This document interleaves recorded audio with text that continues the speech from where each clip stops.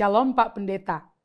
Kisah yang diceritakan dalam Lukas 17 ayat 11-19, apakah hanya satu orang saja yang sudah disembuhkan yang selamat? Atau perikop itu hanya mau mengajarkan agar mengucap syukur atau terima kasih?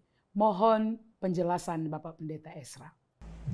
Ya, bagian itu memang menjelaskan bahwa ada 10 orang kusta yang disembuhkan oleh Tuhan, tetapi ternyata 9 itu tidak balik dan mengucap syukur atau berterima kasih, dan hanya yang satu orang saja yang datang.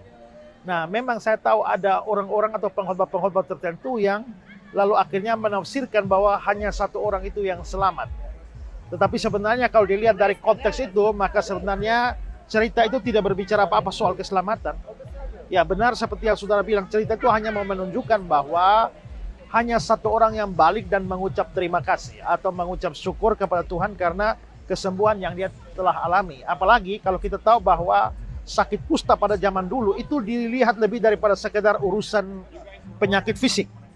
Penyakit kusta pada zaman dulu itu dipercaya sebagai penyakit kutukan. Karena itu orang-orang yang melakukan pelanggaran terhadap Tuhan di dalam perjanjian lama itu dihukum dengan cara penyakit kusta.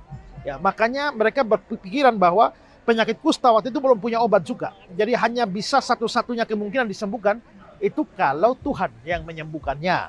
Karena itulah Tuhan Yesus juga banyak menyembuhkan orang yang sakit kusta.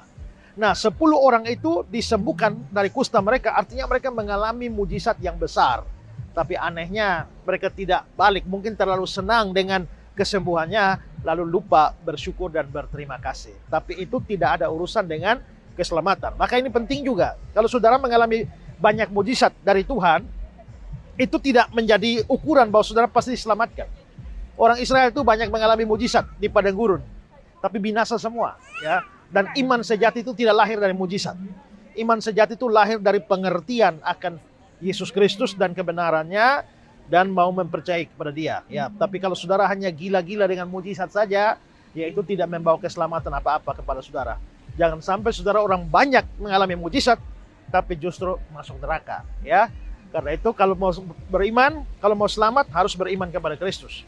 Tapi setelah kita mengalami kebaikan-kebaikan Tuhan seperti orang-orang yang disembuhkan dari sakit kusta itu, ya kita harus tahu diri dengan cara mengucap syukur dan berterima kasih kepada Tuhan. Itu saja pesannya, dan sekali lagi tidak ada urusannya dengan keselamatan.